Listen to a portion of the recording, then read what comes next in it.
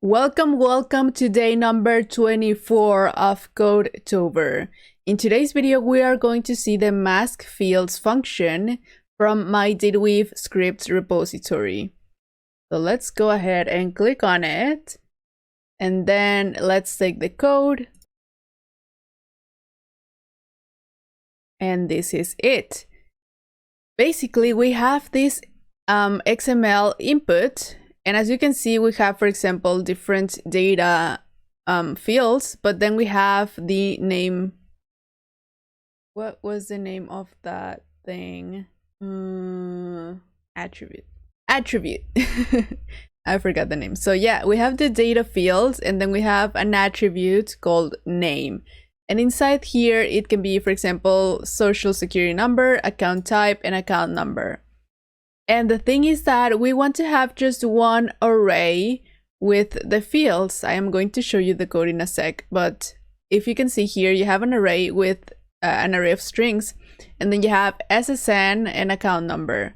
So this means that any single field that has SSN or account number, either as the name of the field or as the name of the attribute or the value of the attribute, then we are going to mask whatever is saying SSN or account number. So this one, for example, this value should be masked, and this value should be masked, and this value, and this value, and this value, and this value, and this value. So all of those values have to be masked. So if we now go to our output, let me make this bigger so you can see all of it. We have SSN masked, and then account number, SSN, account number, SSN, account number, and account number. So all of those are masked. And remember, like, it can be from the name, inside the name, or like the value of the attribute, or it can be the name of the field. So how did we do that? With a very nice, let me get rid of the comments first. All right, so with a very nice function that is called maplifValues. So I am going to go through this function in the next video so you can see how this exactly works. But for now, let's just see how this is working.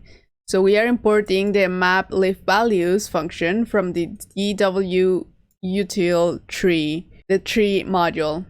So now I created two variables, one with the masked value that we want to use. So in this case, it's 4 asterisks.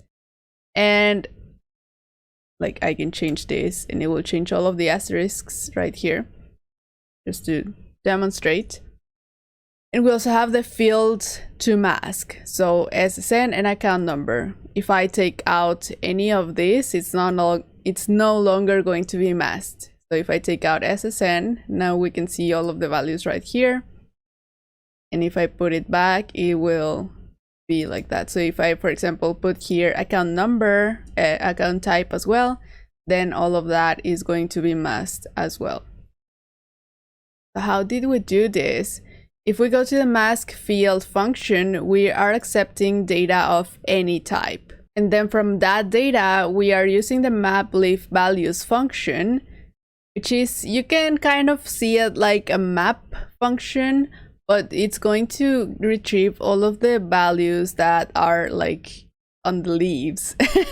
I'm going to explain this function in the next video, but basically, if we go to the if here, it's saying if the field to mask, so this array, contains the value name. So, for example, SSN or account type, or account number, which is the value of the attribute name. So if for example, SSN is inside this array, then it will go inside this if, or for example, account type is not inside this array, so this condition does not apply. And then it says, or the field to mask, again, the array contains the path -1 selector. So this basically means, for example, let's say that the map leaf values is retrieving this, the 1, 2, 3, 4, 5, 6, 7, 8, 9 value. So if we do a -1 in the path, it will take the SSN, which is a field of the value. So this is saying if the field of the value contains or is inside this array, then if any of those two conditions apply, then we are going to return the masked value instead of the actual value. So for example, if I did value here, now we would see all of the values instead of the masked value. And then for example, if I do this, I am basically concatenating test to my already existing value. Or for example, if I change this to masked value, then I'm going to have test at the end of each. So you get what is happening here. If any of these two conditions is true, then this is what we are going to return. In this case, let's just return the masked value.